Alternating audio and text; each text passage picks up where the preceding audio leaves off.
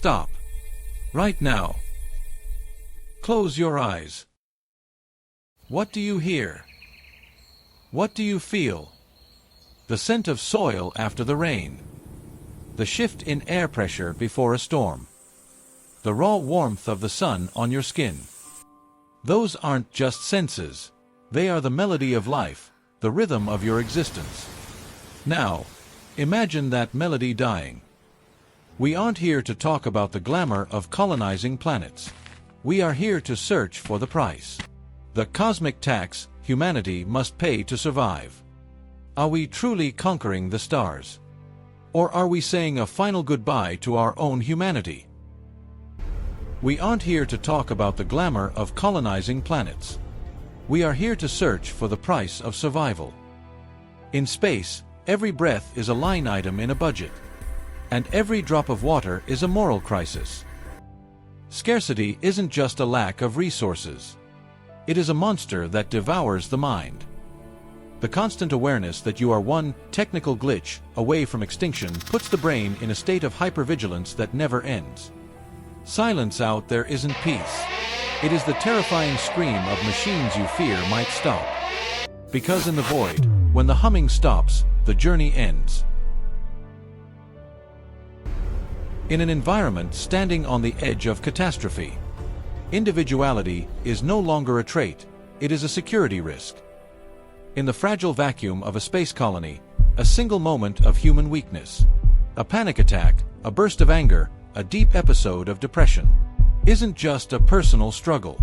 It's a potential system failure.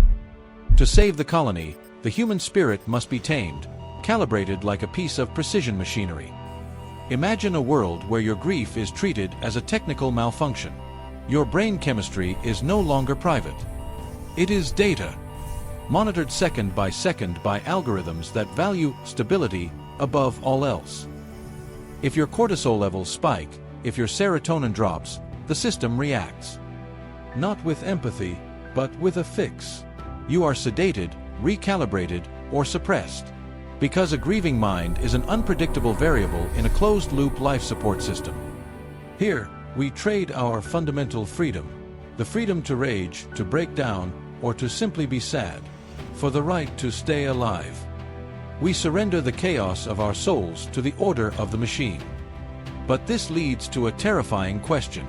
Will we still be human when we become biological cogs in a cold survival machine?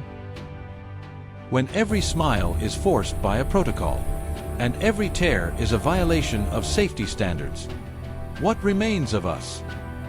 Perhaps we aren't conquering the universe at all. Perhaps we are just building exquisite, golden prisons among the stars, locking ourselves inside, and calling it progress. We survive, yes, but in the process of ensuring our survival, we may have inadvertently engineered the death of the very spirit that drove us to the stars in the first place. Imagine that humanity has forgotten that progress was always fueled by biological and intellectual diversity. That chaotic spark in a dreamer's mind, the sharp edges of personality, the richness of distinct thought. But here, in the name of consensus and stability, every soul has been sanded down until it becomes a single monolithic identity, a hive mind, bound by the crushing singular purpose of not dying. When everyone breathes the same recycled air, they begin to think the same recycled thoughts, and the possibility of genius vanishes. We are no longer a collection of distinct souls. We are a row of identical mirrors reflecting nothing but survival itself. The ultimate tax appears in Generation Zero, children born into this cosmic silence. To them, a blue sky is a myth, and a forest is just a digital file. These children will not possess the gene of nostalgia. Their senses were forged for the void. Their minds will be colder, more clinical, and utterly detached from us. Leaving Earth is not an expansion of the human race. It is the moment of its suicide and the birth of something else. A cosmic being, rational, disconnected, a being that does not long, does not dream, and does not weep as we do. In the end, we may succeed in engineering entire planets, but the true engineering is that of the soul that will inhabit them. We have become a humanity that owns the greatest technology, but possesses no art to comfort its exile, no culture to bind it to its past. We have replaced the poem with the equation, and the canvas with the control panel. In our frantic quest to secure our bodies from the harshness of the cosmos, we have transformed ourselves into biological machines, beings that perform their vital functions with absolute precision, but without a soul. Before you ask, is there life in space? Ask yourself, will we still be human when we get there?